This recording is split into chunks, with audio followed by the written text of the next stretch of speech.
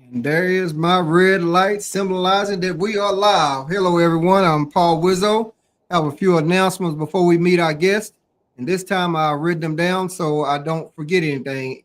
However, sometimes I do get to reading a little bit too fast and get ahead of myself, but we're going to make it do what it do. Anyway, I want to say thank you to all my subscribers and all my followers. I appreciate your support. If you'd like to subscribe to my YouTube channel, you'll find the link in the description. Just don't forget to hit the notification bell to stay updated as I post accordingly to my guest availability rather than on a fixed schedule. So y'all make sure y'all hit that notification bell so you can get notified. Remember that it's absolutely 100% free to subscribe, like, and share. I appreciate your support. You also can find Wizzo Talk on Spotify if you'd just like to hear the audio version and not the video, in case you're out somewhere driving and just want to hear the audio. I upload all of the ones previously recorded videos on Spotify, so you can check them out. And remember, I'm always looking on the lookout for guests for Wizzo Talk. Feel free to reach out. No need to worry about a topic, because I have plenty of them. Those are the announcements. Take due notice thereof and govern yourself accordingly. So we're going to meet our guest, and then we're going to get it going on. Go ahead, DP. Well, first of all, thanks, Paul Wizzo, for having me on this great talk show. We've been looking forward to this for quite some time, trying to make our schedules work, and I'm glad that our schedules work. For those who are meeting me for the first time, my name is Darwin Penny. I'm a professional scout for the Kansas City Royals. I've been involved with professional baseball now for about 36 years uh, in one capacity or another. We live here in Kansas City, Missouri, but home for me is Temple, Texas. And so we are excited to be a part of this conversation with somebody who I've known my entire life. Paul and I go way back, and this should be a fun conversation tonight. And we look forward to, um, for those who don't know, getting to know me a little bit more inside. And for those who do, you might find out something that you didn't know. All right, very well said. 36 years in pro baseball. Oh my God, I did not know that. Man, that's outstanding right there. So I have about 14 to 15 interview questions to ask you. So after that, the podcast will go however long your questions are, your answers are, whatever my question, your answers. And then after that, whatever else you like to share with the world, feel free to let it go because the mic is yours and it's all about you. But I am going to say this also first is that, you know, and we're gonna get off into the little league baseball, but I hated playing y'all in baseball because y'all always whooped the crap out of us, and I hated it. I just hated it. So I will just put that out there right now. Well, you won't be. You're not by yourself. It was one of the funniest things. I posted one of our little league pictures on Facebook, and one of the guys immediately said, "I hated to see that truck pull up to the field. I knew there was going to be a 10-run rule." Exactly. Okay, so and look here, my son called me, and I just sent him a message that I'm in a podcast or whatever. So he didn't check his messages. But so where we're gonna start at DP? We're gonna start at with the high school and college life. So in high school, what was your overall goal and dream as far as high school or college, or did you have one? So really, for me, it goes even before that. I can remember in fourth grade in Miss Meacham's class at Meredith, and her it was 1976, and she asked us to write a composition on what do you want to be doing 20 years from now. So that was going to be the year of 1996, and I figured out in 1996 I would be 30 years old at that time, and I said in my composition I would have just finished my seventh season as the starting shortstop for the Cincinnati Reds. I thought about playing Major League Baseball from the time that I was a little kid. I never even really thought about playing college baseball. I was thinking about the pros at an early age and was thankful that I didn't have anybody to try to pour water on that fire of a dream. Now, to most of the kids in my class, that seemed unrealistic, but it didn't seem unrealistic to me. And so everything that I was doing up to that point was trying to get me to that point.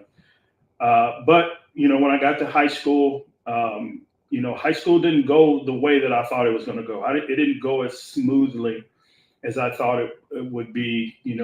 Thought I would walk right into high school and be the shortstop on the varsity, right away. But instead, I was playing on the JV, and really for the majority of that season was a backup, and it was just very, very frustrating to me. And so we managed to navigate high school, and then along the way in high school is when I thought, okay, I'm probably gonna have to go to college first before I actually embark on a professional career. But contrary to what most people would believe, based on the success that I had post high school, I didn't have very many offers to go to college to play, and so I kind of had to walk my way on as a college walk on. The only school that was really showing a lot of interest in me coming out of high school was Mary Baylor, which was right next door, and I had it in my mind that I wanted to go away to college. I didn't want to be at home and go to college, and so. But everything that I did as a high schooler was trying to get myself to that, but I really didn't have a breakout season until my senior year in high school, where everything kind of fell into place, and we won a lot of awards, and we won a lot of games, and kind of caught the attention of people to say, what, let me say, outside of our neighborhood, everybody in our neighborhood knew I could play. Yeah, so when you get having to play on the other side of the tracks, there's a lot of things that you have to kind of navigate through.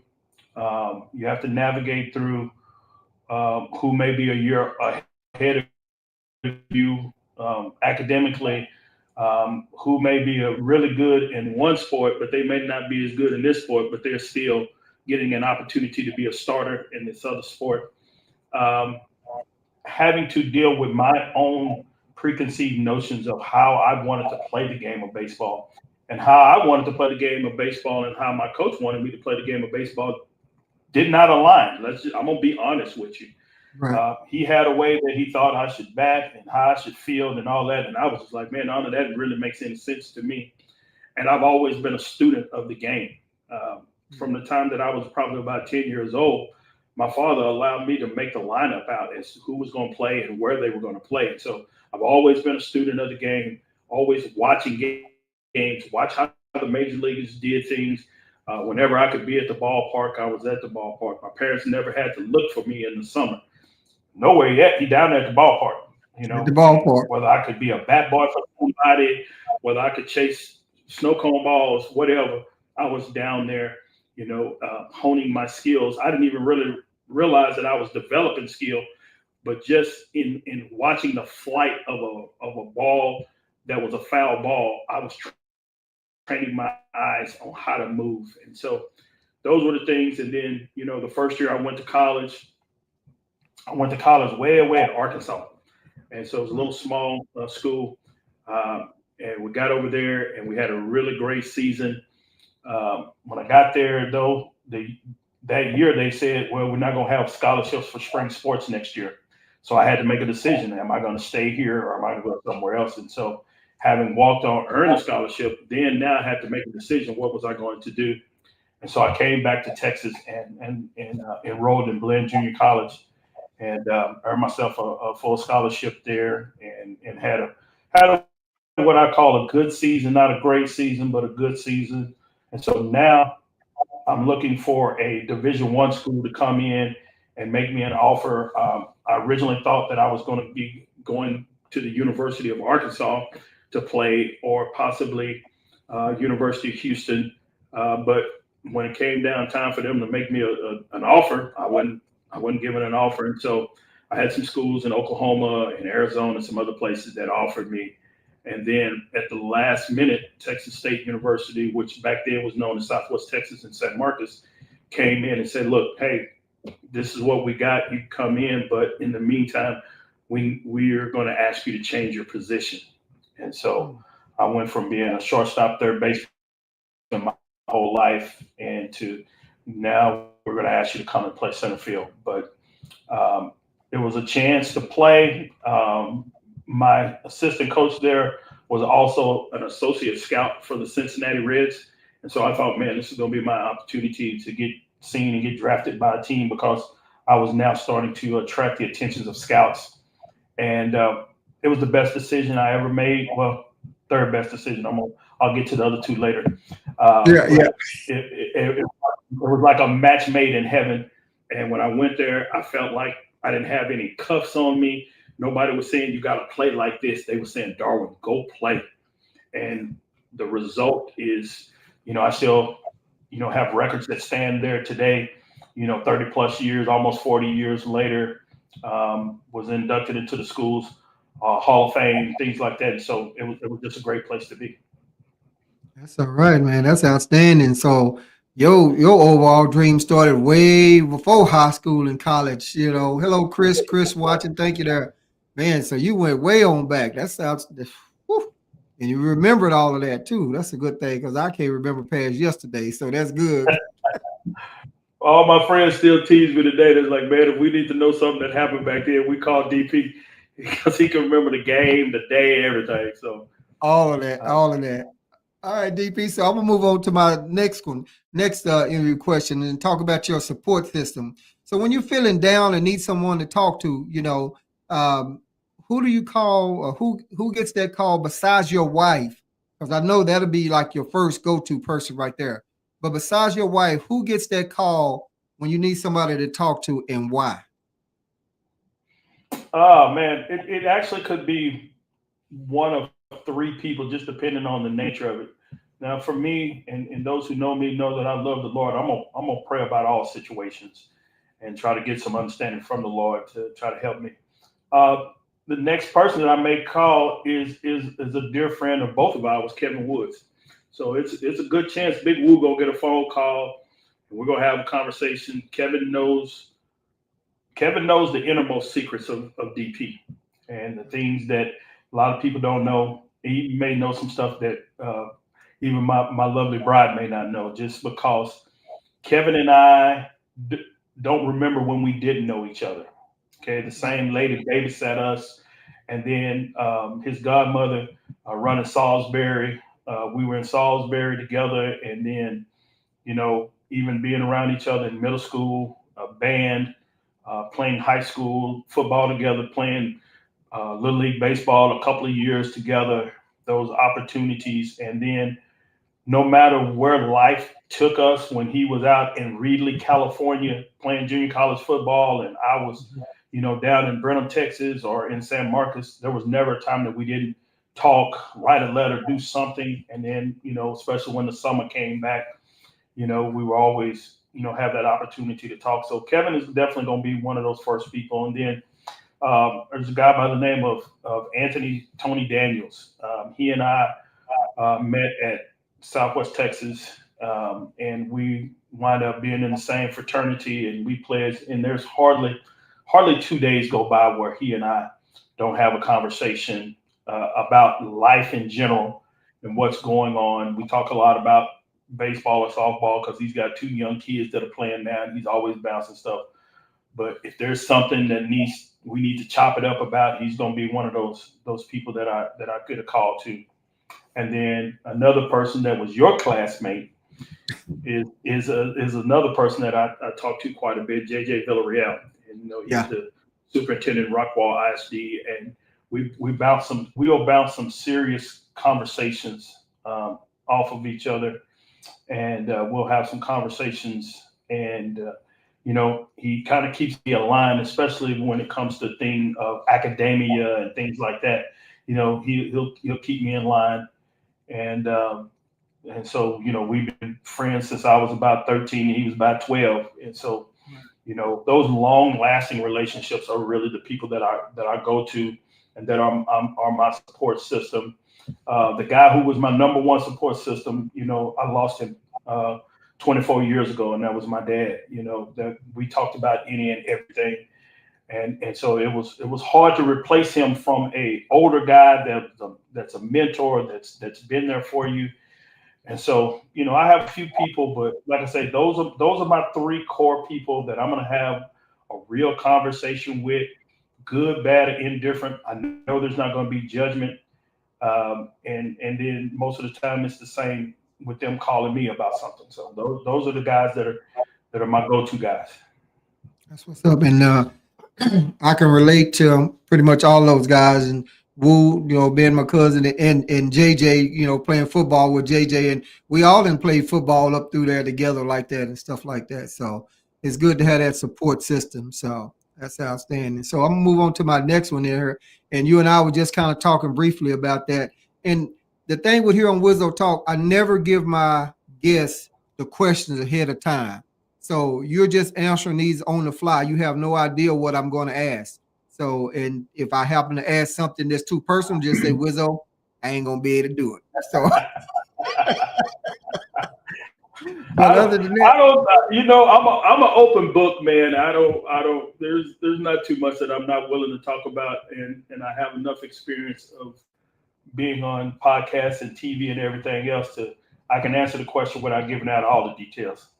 Exactly. All right, outstanding. So, all right, so we're gonna talk about relaxation. So, what is DP? I know baseball keep you running. You've been in it, you said over 36 years, Major League Baseball and stuff. So, what is it that DP does to just when he needs to relax and wind down and just take it easy? What walk us through what do you do to relaxation? If the weather is good, I'm gonna wind up on the golf course. It's a great place for me to have a conversation either with somebody if I'm playing with a partner. Sometimes I go to the golf course and just meet somebody and we wind up playing together, right? And there doesn't have to be a whole lot of conversation, but there can be some conversation. It's a very relaxing time for me. I can play by myself. Man, I've had some great conversations with myself and with God out on the golf course. I love being out there because I'm an outdoors person. There's an opportunity for me to challenge myself when I'm out there on the golf course. But just being outside, nature, the green grass, even when I hit it in the sand trap or the water, you get you get the full range of excitement out there, but it is just become a place of peace for me. And I just go out and I used to walk all the time as I've gotten older. And up here, they charge you almost the same thing to ride or to walk. I'm like, well, I may as well ride then. So, but especially when I lived in Houston, man, I could go out there and walk me 18 holes, man, and feel like a whole new person when I walk off of that time. But I do, enjoy my time with family and friends when appropriate. But if I just want to wind down and just relax, man, it is just something about me being out there playing them 18 holes of golf that just it has become just a safe place for me. It's something that it's a sport that I wish I would have picked up earlier in life, as a kid. And I played all these other sports as a kid and never picked up a golf club until I was in my 20s. And it was because all the guys that I work with when I worked for the Houston Astros, they all played. And so, I didn't want to be left out Larry. So Right. I said, well, I better go get me some golf clubs too. And then got addicted. Yeah. Yeah. That's what's up. I haven't made it to that yet. I know whenever you come into town for the Wildcat reunion, I hear you guys talk about going to play some golf and everything. And I'm like, I'm not there yet. I went out there to Top Golf or whatever it's called to hit that ball and drive it. And when I tell you I swung and missed the whole dang on ball, my girl, she was laughing at me and she did the same, man. I was like, dog, I'm trying to hit this dang ball. So I hadn't made it to golf yet. But that's all right. Top Golf, I think, is something great that they've created an atmosphere for a person who I'm not really into golf, but it gives me something I can do and it don't cost near as much as golf. Right. Yeah, it looked like one of our viewers here, Chris, was saying maybe you should have played for the Atlanta Braves, should have drafted you or something. So, man, hey, it would have been nice. So, I really wish I would have gotten drafted by either the Rangers or the Astros, where I could have been in the state of Texas. Right, I heard that. So that's what's up right there. See, you see that picture right there, DP? I can see that picture, man. That's me. Right. So what I like to ask you about that right there is take us on a journey from the east side of Temple, Texas, Little League Baseball, to you playing Major League Baseball with this guy right here, this kid right here. I mean, from the east side of Temple, Texas. Talk to us Yeah. about your journey. Like I say, that's me at about 2, maybe 3 years old. That is in our old house. As a matter of fact, 1919 East Avenue F. Most of you know it as Little Flock Road. Mm-hmm. And that is my father, John Penny Jr. My father was a 21-year Army veteran and then worked for about another 10 years civil service out at Fort Hood on the base. A real no nonsense type of guy. Everything we still laugh about is his children today. Said my father had 3 colors, and it was black, white, and army green. That was it, man. There was no gray area with him. He let you Right. know just where you stood. But my love and my passion for baseball was as a result of him introducing me to the game. My dad's probably the only somebody I think might have loved baseball as much as I have in my lifetime. And I was fortunate to have that guy um, having me later in life. My father was 46 years old when I was born. And so I was just kind of late in life to be having this little old bitty dude, Yeah. to have around you. And, but he was really, really big on, son, you can be whatever you want to be. And our relationship only grew when he started coaching us in Little League. Right. When I was 5 years old, I was hitting the ball pretty good, catching, throwing, doing all that stuff. But you had to be 6 years old to play. And so he told me, he said, now when you go up there, tell them you 6. This is before they used to check all your birth certificates and stuff. Yeah. Yeah. He said, when you go up there, tell them you 6. And so I went on up there and they said, all right, what's your name? I said, Darwin Penny, how old are you? I said, I'm 5, but my daddy told me to tell you I'm 6. And so they sent me back, Wizzo. They said, you can't play, man. And I came back and I was crying. And he said, well, you didn't do what I told you to do. I told you to just tell him you were 6. And so you got to wait another year. And so, but it started our journey. And then I played in the first actual T-ball league that Temple ever had. Mr. Mm. B.C. Gillen was our coach. And I was like, man, I don't want to play this because I can hit the ball. Mr. Gillett had a 10-year-old team that he coached, Clem McKesson. I'm like, I can hit all them dudes, man. I don't need to be on this team, but they made me play anyway. Right. And so, and then the next year when we got ready to move up to midget league, they asked my father, said, would you take a team? Little did we know what that was going to open up and the type of reputation and the type of success that we would have. Not in the trophies that we won or the championships and Right. all of that, but just a group of young men who would get to benefit from the wisdom of my father as much as I did. But there were no restrictions on us. The East Temple was proud, and we'd heard of the other guys who had played baseball, the Doc Presidents who had been drafted by the Dodgers, out of Temple High School, but really, he had started out playing at Dunbar. My cousin, Anthony Chaney Buki, as everybody, having Yeah. an opportunity to play with the Phillies and then also with Toronto Blue Jays. One of Temple's best NFL players was one of the best baseball players that we had on East Temple that I used to go and watch, Michael Weddington, Big Wed. Oh yeah. That dude Yeah. could hit a ball. Him and his brother Daryl could hit a ball country mile.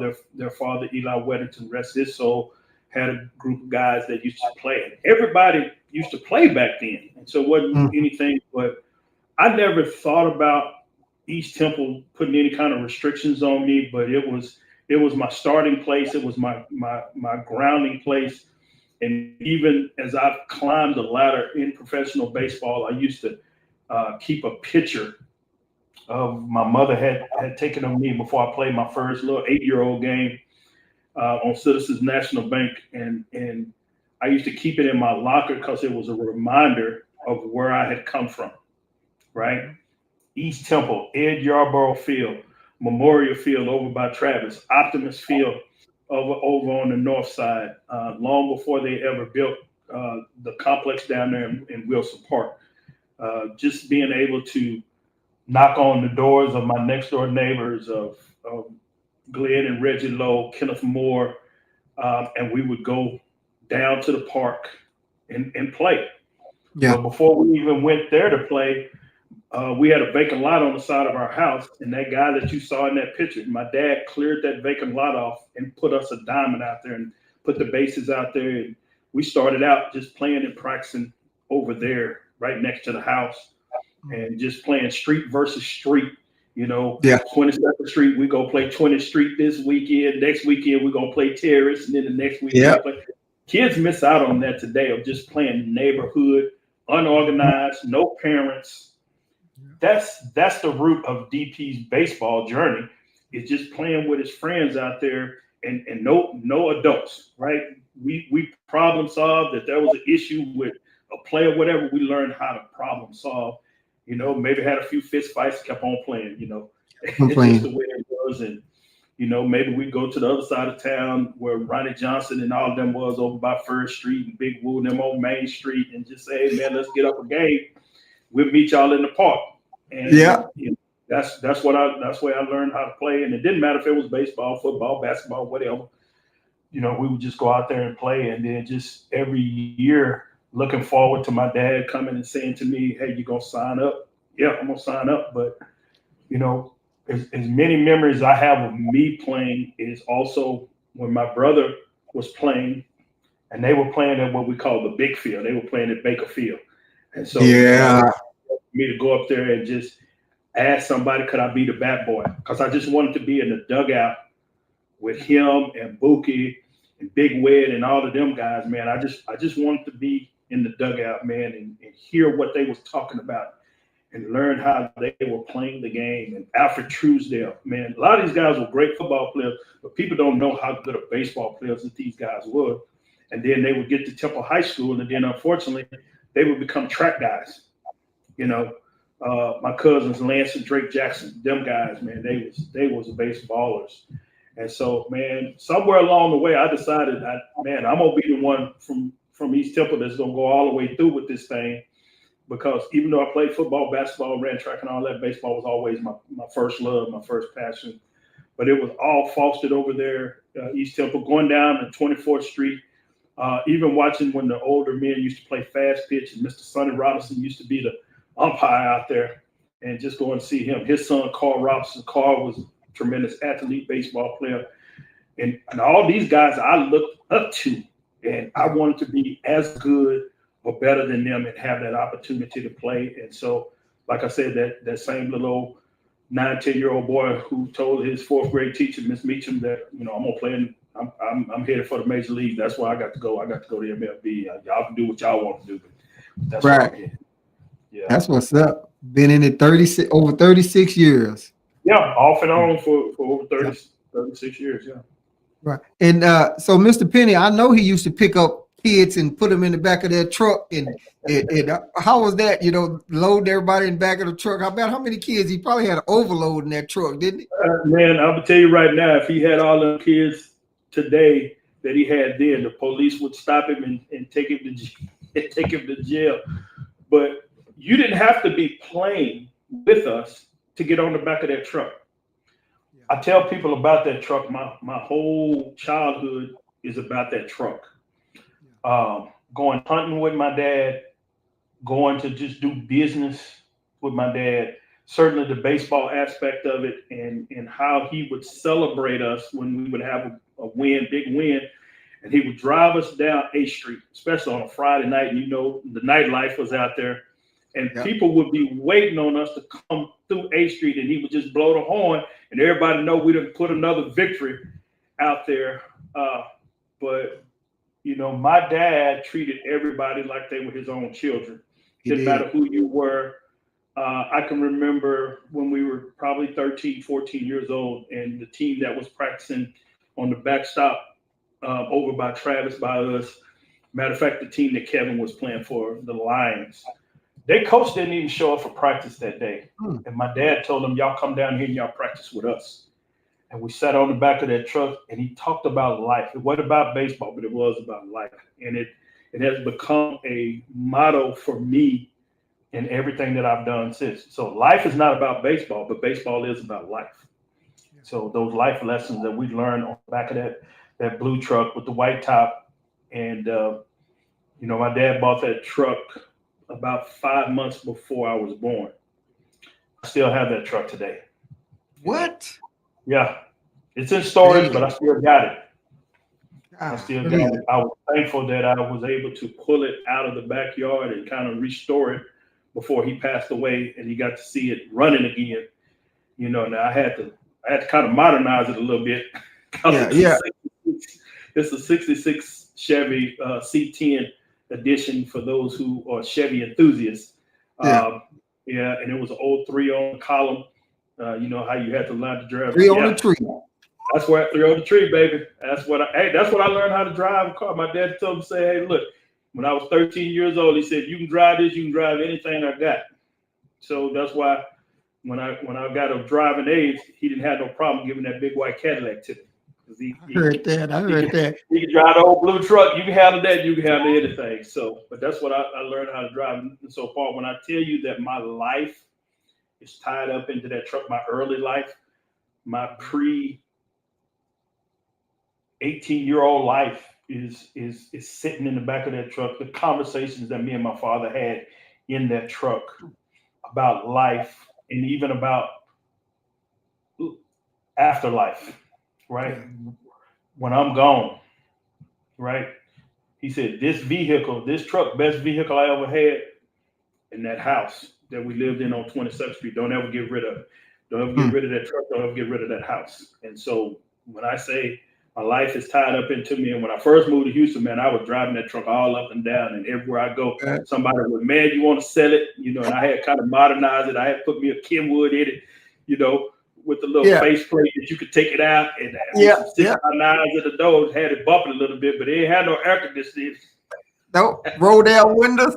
Yeah, they say, how much air? You got air in there? I say, the faster I go, the more it blow, And so, but just, I can't tell you how many times I was driving down Beltway 8 in the early 2000s after my dad died in 2000, and just, I could be riding. I could feel this presence with me, man. And I might even just start crying while I'm driving down the road because I could feel him. Because, like I said, everything that I learned about being a man, I promise you I learned in that truck.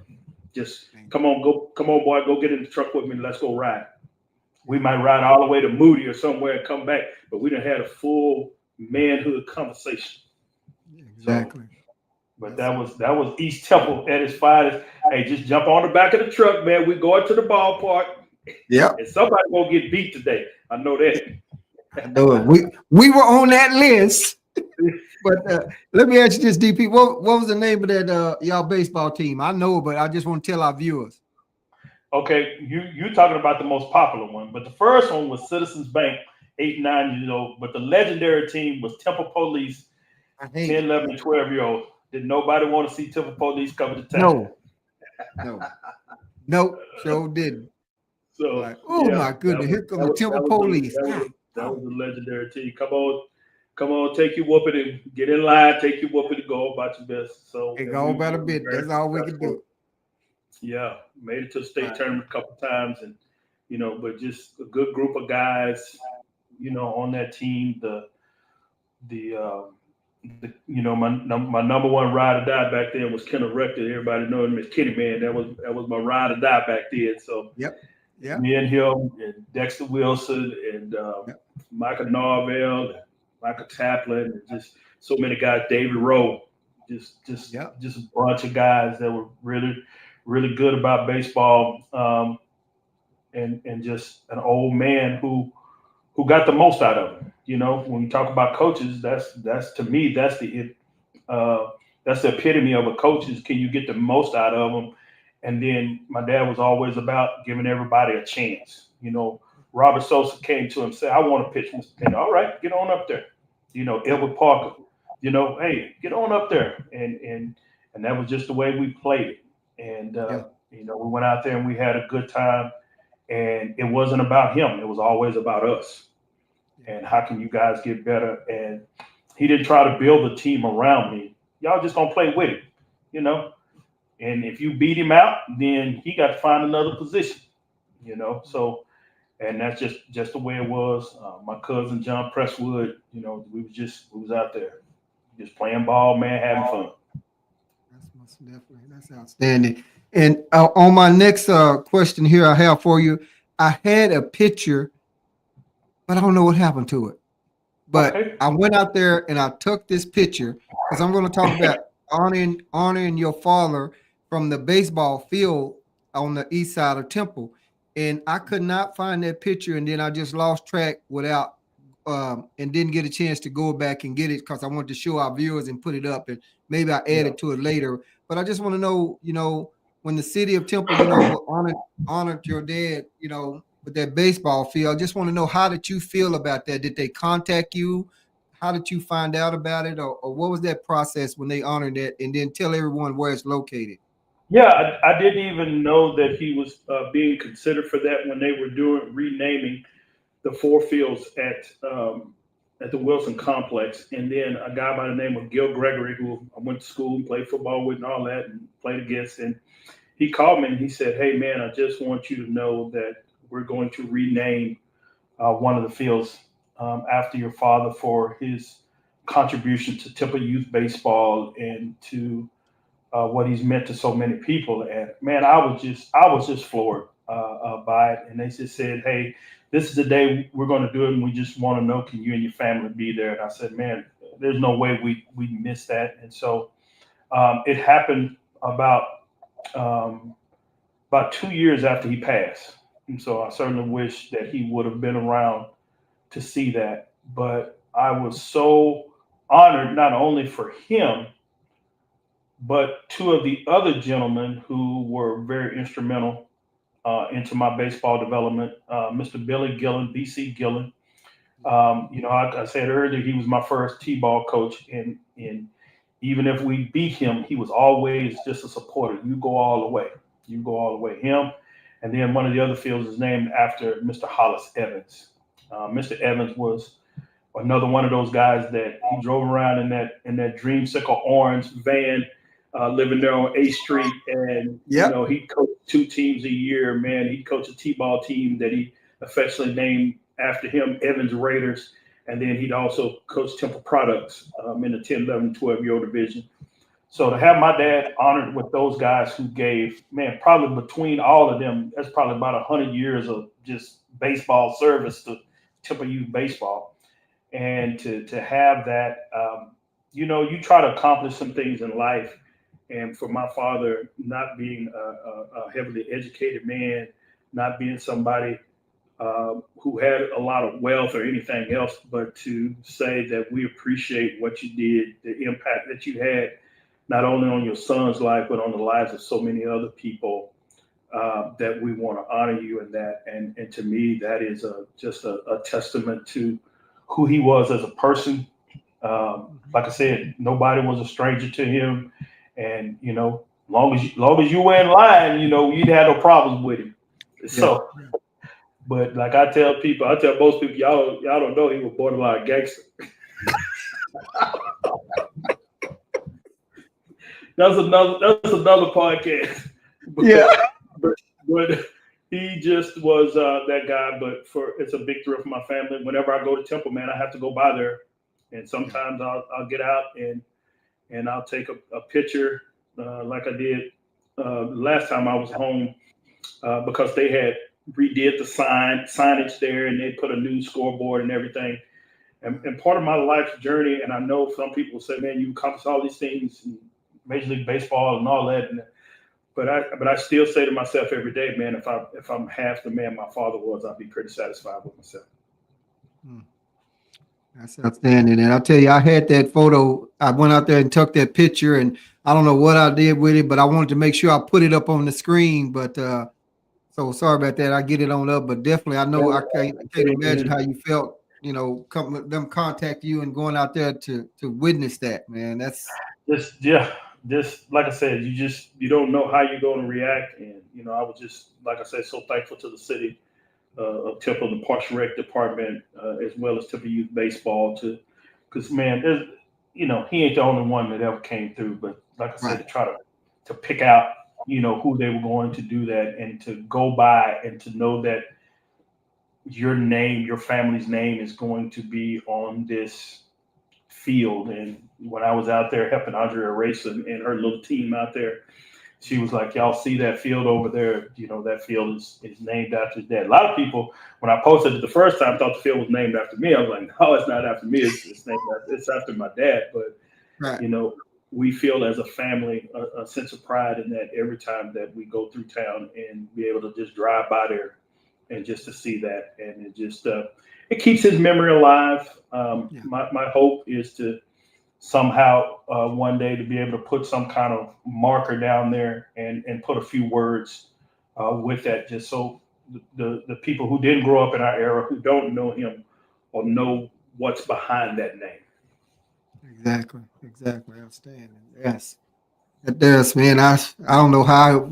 I mean, I'm lost for words on that right there. When I went out there, I think I can't remember. You told me about it because I don't never hardly go over there on that side. And when I went over there, I saw the name, like you said, Mr. Penny, BC Gillen, Mr. Evans, and I remember every last one of them from coming up playing baseball. Because my first year I sucked, and then the second year I was a little bit better, but y'all still beat the crap out of us. But that's another podcast. So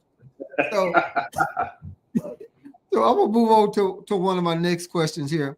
So 36 coming from the east side of Temple, Texas, playing baseball in the streets, this side of town against the other side of town, which I'm sure the kids doesn't do that anymore as we did back then, because you can find everybody by the bicycles out there laid around everywhere and playing strikeout up against the building and stuff like that.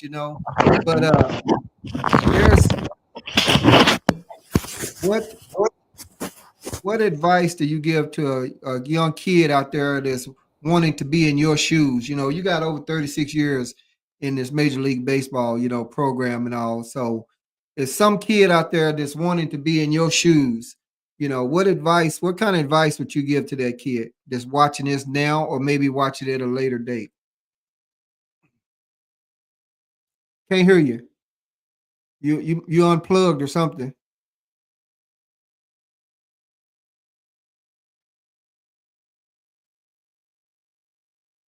I think when you move that mic or something.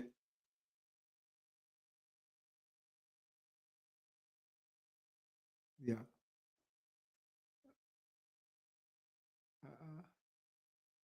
Please stand by. We're having technical difficulties.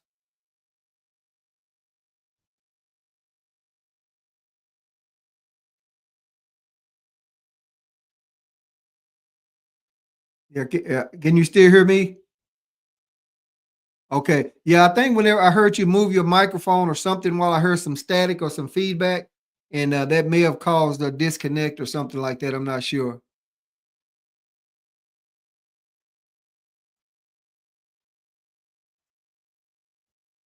Please stand by. We're having technical difficulty. That's part of the live. Part of the live. Stand by.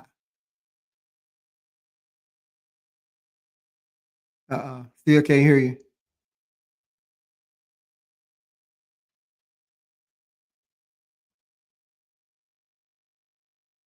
Are you using a laptop? You might just can unplug it and then I'll be able to hear you.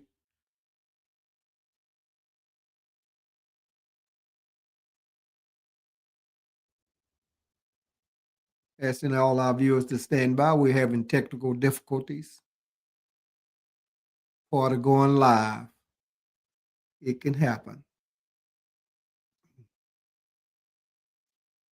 Okay, yeah, still not getting you coming in. Uh,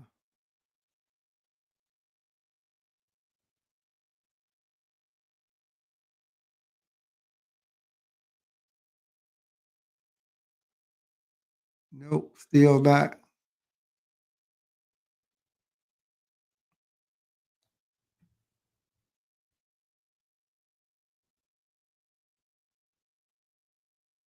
But you can still hear me though? Okay. Yeah, I'm not sure what may have happened, but like I said, I heard you move the mic or something, and after that, I don't know if it came unplugged or did something or what, but that's when I lost you right after that.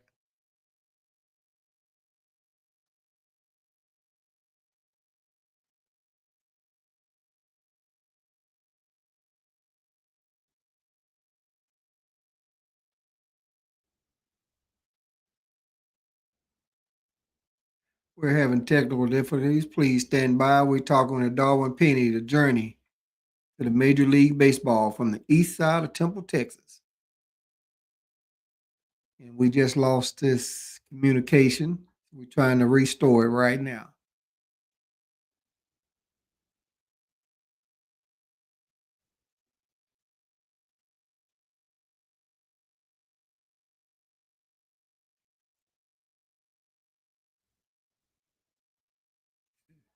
Still nothing, huh?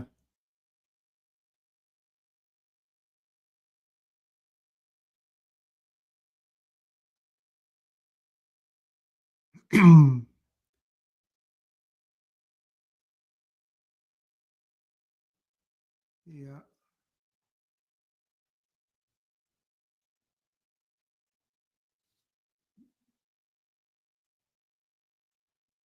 Mm, mm, mm.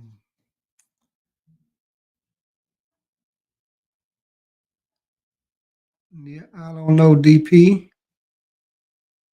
There's definitely something over there on that end. Uh,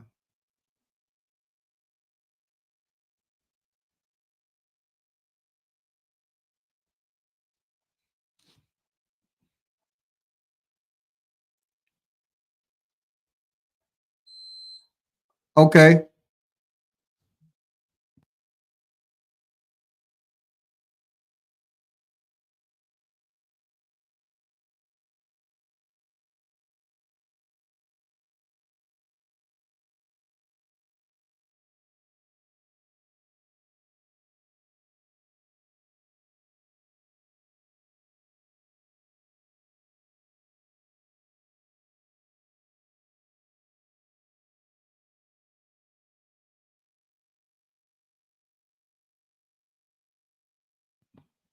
We're having a little bit of technical difficulties. Please stand by. He's going to go out and come back in, and we're going to try to continue where we were with our questions. Lost our little communication right there. So just stand by. Don't go nowhere. You might miss out on something. I got 3 people watch. Who is that? Y'all post something in the comments. Let me see what y'all talk about right there. Chris, you still out there? Are you gone? I think I know one of them out there. I can't see uh, nobody. Somebody hit me in the comments with something. Let me know what you think while we get this Darwin come back in. Let me send him another invite. There we go. I heard him. Device not connected. Nope. I heard you, DP, but you're not connected. Need to connect your microphone. Y'all hold on for a minute. Let me let him know. It's what it's saying.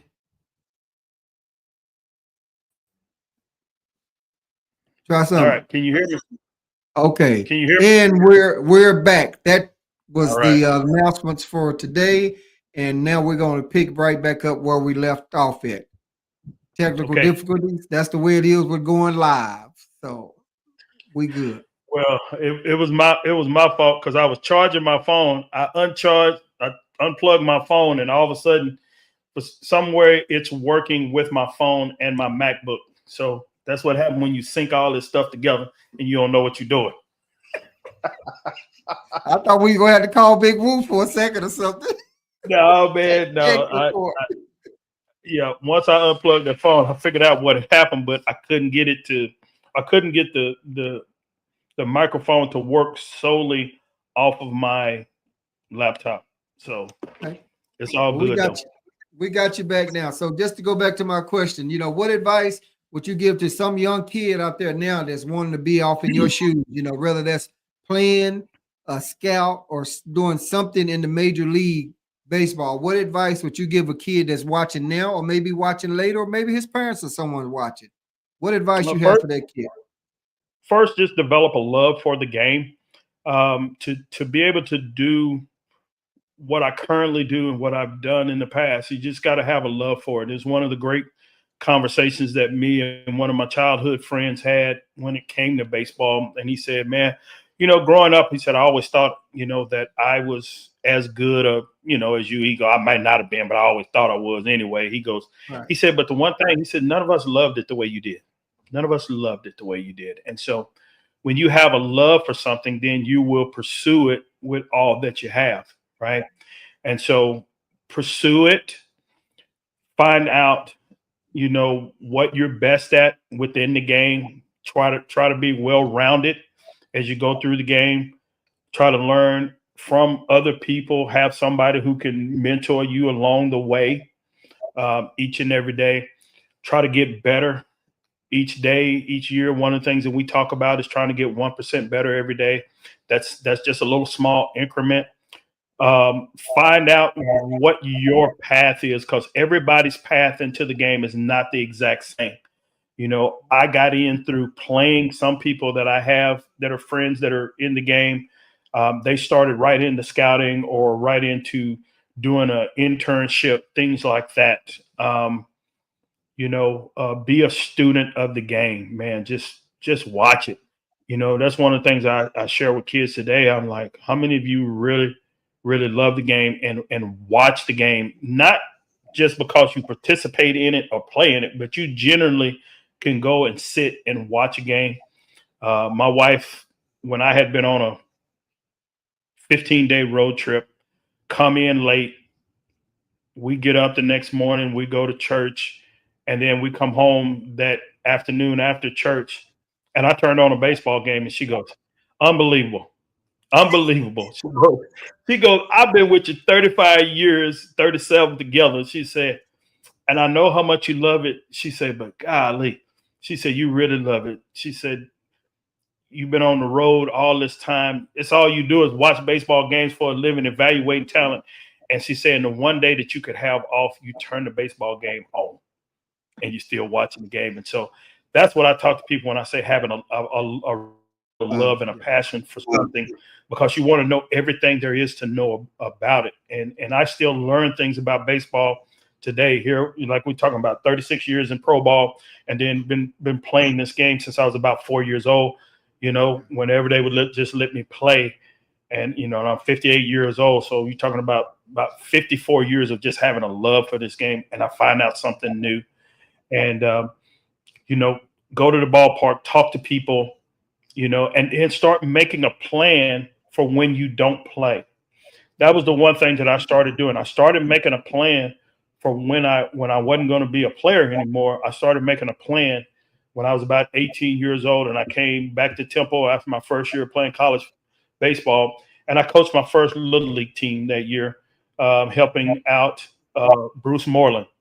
And so Bruce had a little team with his son Derek on there, and he said, "Hey man, would you just help me?" He's like, "A lot of the kids look up to you playing college baseball and stuff now." And I said, "Yeah, I'll help you." And then about halfway through the season, he said, "Man, we're gonna reverse roles." He goes, "I'm gonna let you lead, and I'm gonna follow." And I knew then that I wanted to coach whenever my playing days were over, and so I started doing everything that I could to help my coaching skills. And so I would help the coaches run with summer camps. My college coaches run summer camps. I would go down there, run summer camps, but I would do all that. But what it helped me to start doing was to learn how to evaluate talent. And so that's what I do today is I evaluate talent, but it didn't just start.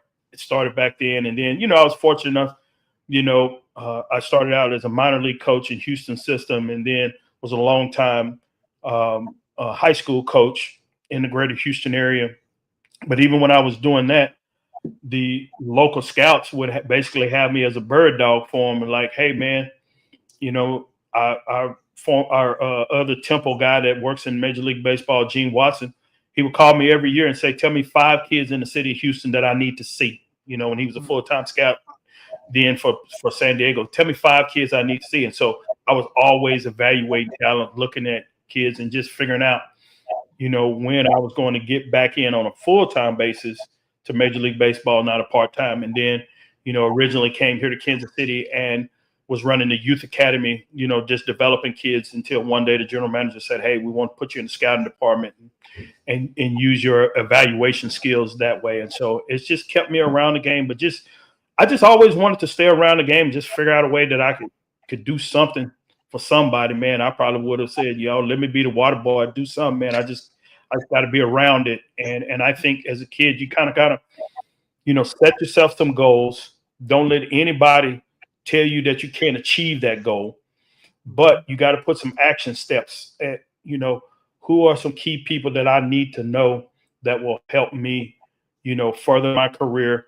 And so it was a relationship that as a senior that I developed with a freshman by the name of Gene Watson, not knowing what that would lead to years later down the road, and him calling me and said, man, every year he'd call me and say, man, whatever team he was working for, man, you could come work for us. And I'm like, I'm kind of good doing what I'm doing, being your little bird dog, man. I don't need to be gone. But once we got into this next level of life, or this next chapter, me and my wife, was then when he called me and said, hey, we're going to do this thing in Kansas City, and I think you'd be the right guy for it. And next thing I know, we're on our way to Kansas City. And so, and it's kind of taking care of itself. But just, have a love and a passion for it.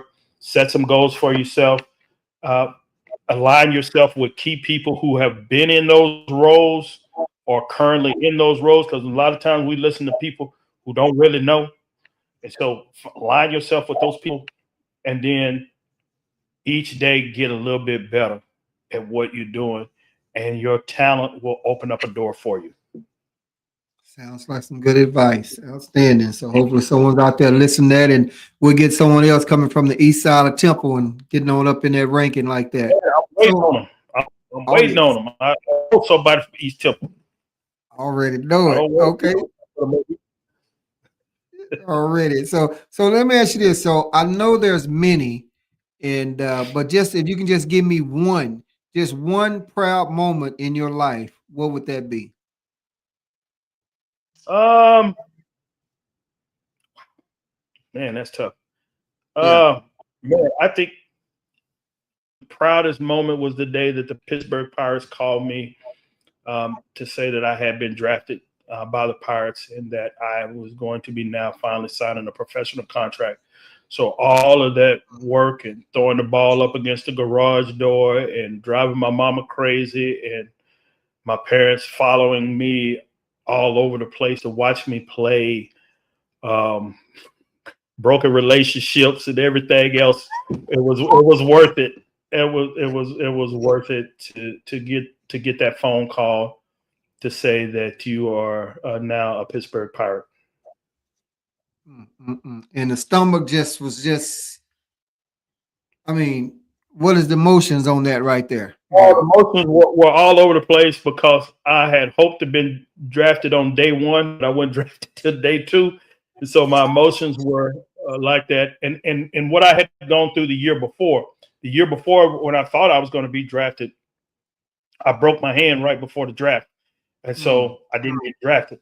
And so I had to come back and play my senior year of college and show everybody that the previous year wasn't a fluke. Went out, put up these numbers, and win these awards and stuff. But to get that phone call, because like I say, everybody didn't believe I was going to get to that point, right? Right. And so there was a lot of relief. There was a lot of just overall emotion and excitement about, man, I'm getting to continue to pursue this dream of mine that I've had. And then all of a sudden I enjoyed it for just a little bit. And then I was like, okay, I got to go down here and prove to these people that, because they go already say, where in the heck is Temple, Texas? And then number two, where is Southwest Texas State? Okay, because I'm not coming out of the University of Texas. I'm not coming out of Texas A&M or Baylor or one of the more well-known baseball programs. I'm coming out of a program that at that time was only 4 years old. And so we didn't have a lot of reputation as to being, this is a place that produces a lot of ball players. Temple has always had a proud tradition of the type of football players that they put out, but really hadn't put out a whole lot of baseball players. you know. And so for me, it was about now I'm getting a chance to go beyond, you know, where maybe some people thought I would go, but certainly not any limitations that I had ever put on myself. It was like, okay, let's go, let's do this again, right? I got to overcome the odds one more time. I got to show them again at this next level that, you know, I am that guy. That what the young folks say? He is that guy. That's all I Yeah, got to say. yeah, yeah. So, but All oh right. man, you talk about just a joyful day. And the crazy part is, I was the only one at home when it happened, and so my mama was at work, my daddy was somewhere in the street, whatever. And then when they finally got home, I was like, "Man, I got drafted by the Pirates." And I say, as a matter of fact, my then girlfriend, who is my now wife, she was the first somebody to hear about it because I called her. I was like, "I just got drafted by the Pirates, and I got to go to Florida. I got to go to Florida tomorrow." So, That's all but right, man. yeah, it was a big fun time though. That's outstanding right there. That's good. That's good. So I have about like four more questions, interview questions. Then after that, I'm gonna open the mic up to whatever else you want to share. But I am going to ask you because you mentioned it. I didn't have it in my notes, but not now. Before we get out of here, to tell us about that Negro Baseball League. So I am gonna. I have that over here on my side note. But what I'm going to ask you now is, going to talk about do overs. Is there anything that you would do over again, or and what would that be and maybe why? Yeah, the only thing I would probably do over is I would have enjoyed the ride a little bit more. I was so obsessed with winning and championships and proving, that I was better than the next guy along that ride, just to enjoy it a little bit more and to celebrate. I was always looking for the next accomplishment, and sometimes didn't really get to enjoy what I had already done. And so I've learned now to celebrate life in the moment a little bit more. But that's the one thing that really, if I would do anything over, that would probably be the only thing that I would do over, is just be able to enjoy the moment, because those moments don't come by every day, Paul. And Right. and and we have to enjoy it. And it's like life is like a vapor, and so you spend so much time worried about the next level that you don't get to enjoy the level that you own. And so that's the one thing that I really try to do in my life now, is to celebrate where I'm at. Yeah, I still want to accomplish more things, but man, I'll take the time now to just celebrate, and to reflect and to look back and say how far that I've come. Right? Again, it's that same little old dude from East Temple, man. And when I was scouting this year in Canada, and when I was scouting in the Dominican Republic, I'm like, boy, this is a long way from Temple, Texas. Ooh, It's a long yes. way to South 22nd Street, and it is the best feeling when I still run into people from my old neighborhood or whatever, and they'll say, "Man, you still involved in baseball?" And I say, "Yeah, still involved in it, still do it." Like, man, boy, you been in it a long time. Absolutely. Exactly.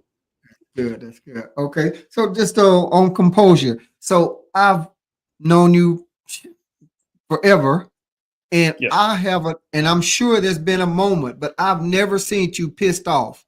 I mean, or so how do you manage to keep this cool, or have you? I mean, because I know you've been pissed off at some point, sometime. So just talk to me about that, or maybe even what it is that pushed that button to have you like, wait a minute now, don't get Yeah. it twisted. Everybody didn't see what my parents had to deal with. Um, my composure wasn't always as good as it may seem, and it's certainly not to the level of where it is today. People will say that, even my staff, when I was running the academy, or when I was an athletic director, would say, "Man, nothing rattles you." I said, "Oh yeah, it does.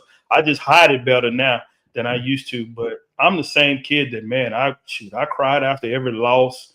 Wasn't many of them, so, but I'll tell you, I cried. I was frustrated. The thing that I can remember my mother saying to me when we had lost in the state tournament when I was 11, and we'd lost two one-run games, and I can remember we were going out to eat. Everybody would go celebrate, and I'm like, I was ready to fight everybody. I went to fight everybody. And my mother was like, son, everybody don't love it the same way you do.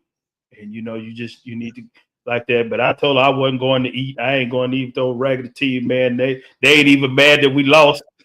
And my father, with his presence, came and said, you're going to straighten up your face. You're going to go eat with your teammates. And that's the bottom line. I ain't hear nothing else about it. And so, I had to go eat with everybody. But man, it actually one of the things that was a negative against me as I was coming up was my competitiveness drove me to challenge my teammates, challenge my coaches. I'm sure that to this day, Calvin Crease had enough of me when I was playing JV baseball, because I'm a perfectionist. People may not know it, but I'm a perfectionist, man, and I want things done right. I want it in order. Only thing is it may not come out of my mouth, but it definitely shows on my face. And any kid who's ever played for me, they all call it the look. He's like, oh man, old man. And so my secretary used to say that when I was coaching football, if I took my hat off, she knew it was a bad call. She said, even if the call went against us and I kept my hat on, she said it was a good call. But, it's like that. So my competitive nature in me is what will fire me up. The thing that will really provoke me to this day is just people who try to get over and don't try to put the work in to be good and try to, you got all these people now that are trying to make money off of kids. And I'm just like, that's not right, man. But if it takes a lot now to push my buttons because, man, God has delivered me, and all of that, and trying not to be a perfectionist all the time, but that's still the core of who I am. But the only thing that would really, really just get me aggravated right now, call me a liar to my face. We might turn some furniture over. We might turn some furniture over. And the last time that really happened was I had given a kid a detention for not obeying authority. And his dad wanted me to take it away. I wouldn't. And we had a meeting in my office, and he basically called me a lie to my face. I believe my son, and I said, well, then in essence, you're calling me a liar. And he said, yeah. And I said, well, time for this meeting to end. And I'm still not taking the detention away. And so he went. Well, in my office at that time, I had a bathroom in the back. And I went back there to kind of wash my face because I needed to calm down a little bit. And then the devil got in my head and said, you just let him come in there and call you a liar in your own office. And he wasn't kissed by the sun like I am, Wizzo. And I know you know where I'm going with that. So, hey, man, I went looking for him in the parking lot. And the only thing that saved me that day was our school principal, Melissa Fuqua. And I tell her every time I see her, I owe you, man. I owe you. Because I promised you I was going to go find him, and it was going to be some problems. And she said, Darwin, where are you going? And she could see it over my face.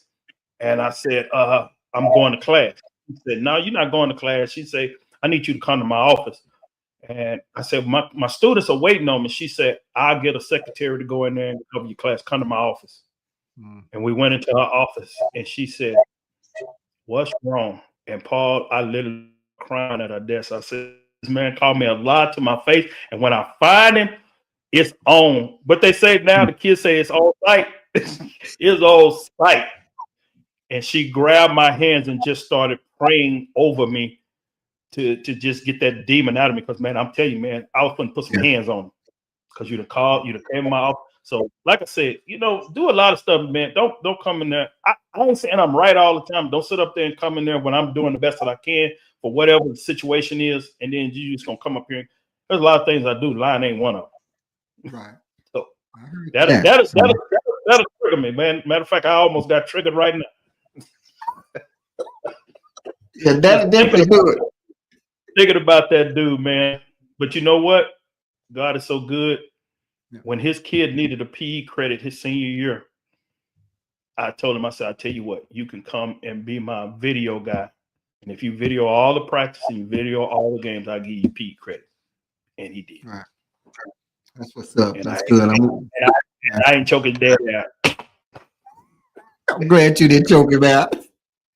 Okay. Man, you know, I was asking y'all to put something on my books, man. You know, we got you, but we didn't want to do it though. So Thank you, Melissa. I have one more, and then before you open up to whatever you want to talk about, or you can include it in there. I like you to talk about that Negro baseball league. So this is my last question that I have for you right here. And do you feel that kids of color are missing out on baseball because they're being pushed toward football? Absolutely. I think they're being pushed to football, to basketball. It's one of the things that when I came here to Kansas City and we started a program in the inner city trying to get not only boys back playing baseball, but also girls playing softball. We came here and it was a desperate situation. Part of it too is how baseball has marketed itself. When you look at the NFL and when these kids look at the NBA, they see guys that look like them. Baseball didn't do that in the late 80s when basketball was in shambles, and basketball rode the coattail of Magic Johnson and Larry Bird, and then along comes Michael Jordan and these shoes. And when we talk about the culture today, what we can wear to school factors into what we gravitate to. And so those Air Jordan shoes took a lot of kids out of baseball. They say, how so? Because it became part of the culture. And then baseball, as we talked about earlier, started working its way out of the neighborhood and then became to what we see today as all this travel ball. So kids don't hardly play in the neighborhood anymore unless they're getting started at 5 or 6 years old. But by the time they're 8, they're expected to be on some type of travel team and to go not all over the region, but even all over the country to try to play. And so kids want something that they can identify with. Okay. And so one of the things they want to be able to do is I want to be able to look out there. I played high school ball my senior year as one of only 2 African Americans in the baseball program. 36 players in the program with the varsity and JV. And my last year, the only 2 people was myself and Patrick Racing. Okay. I played all 4 years of college baseball, and I only had a black teammate once, my junior year in college. So what we're asking kids to do is to leave your neighborhood and to go play in a predominantly non-black environment, a predominantly white environment. And so how are you training your kid to navigate that?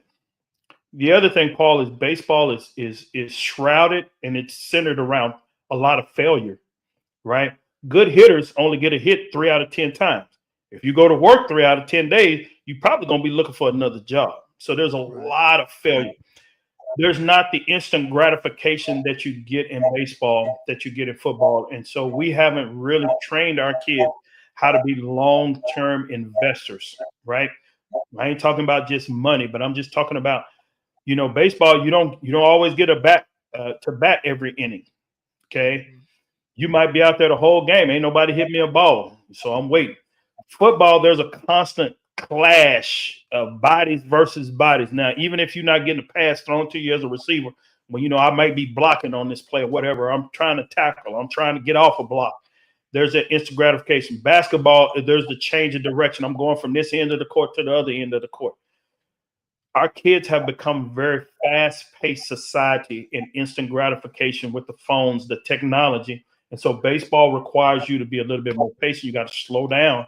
Now, what they don't realize is the game moves inside of your head, in your mind, more than the physical.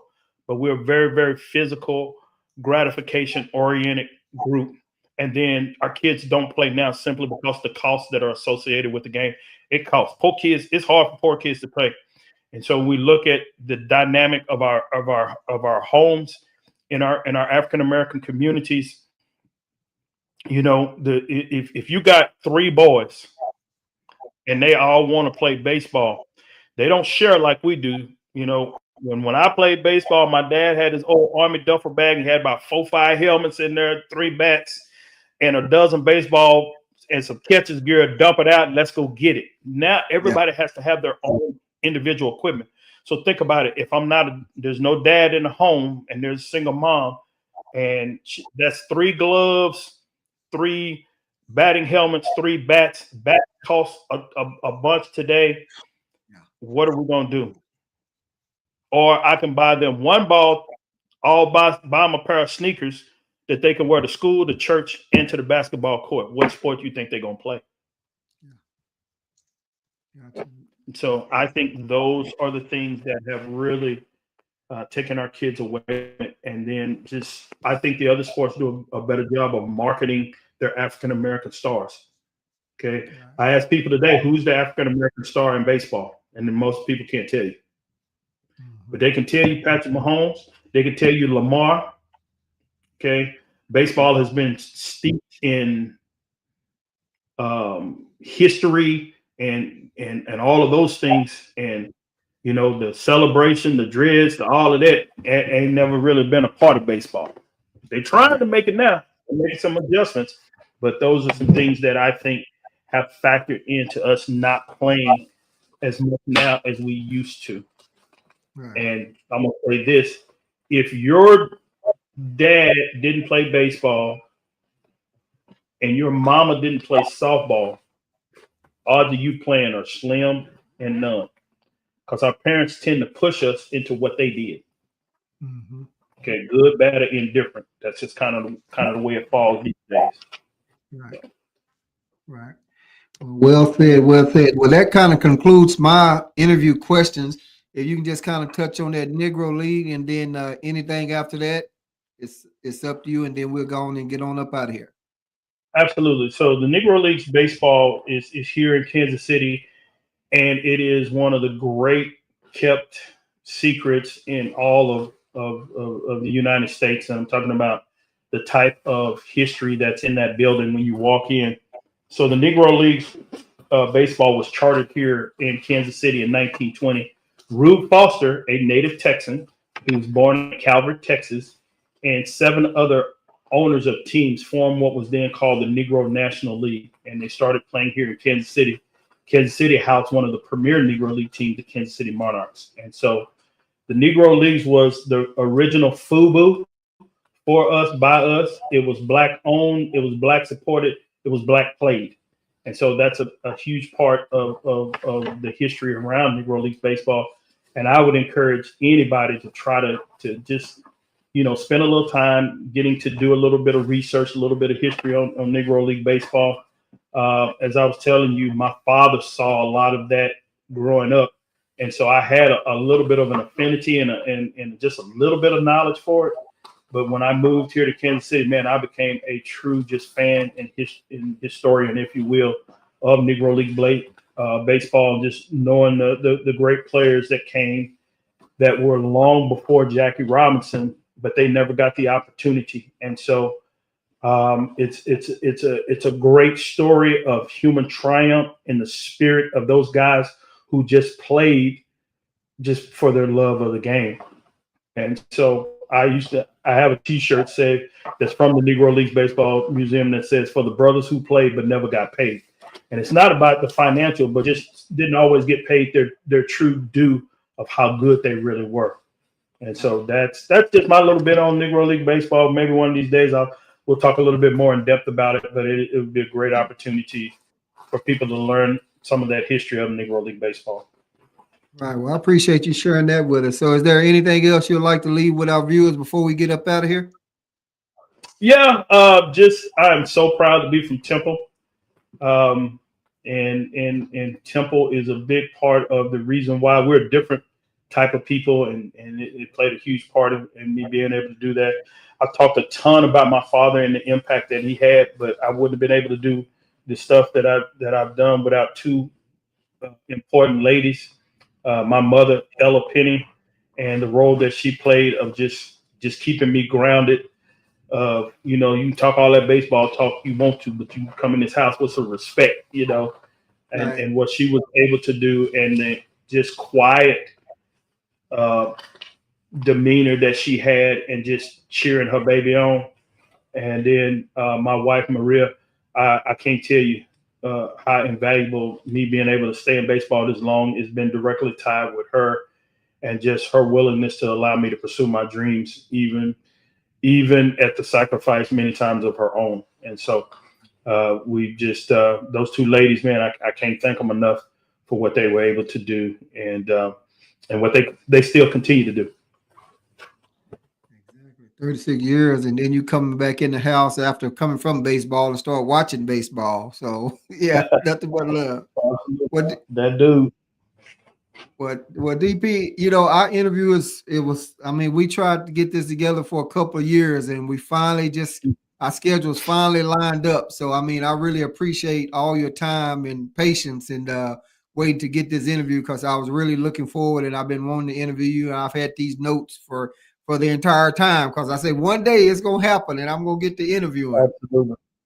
So Absolutely, man. I can't thank you enough for allowing me to come on here and just share a little bit about myself and in this platform, and continued success to you for just having a vision to wanting to do this. Thank you to Tristan for encouraging you, even though it took you 2 years to get it going. But you know, I'm glad he planted that seed, and for what you're doing and what you'll continue to do, and to give people an opportunity to have a platform to share their voice, and to help somebody else along the way.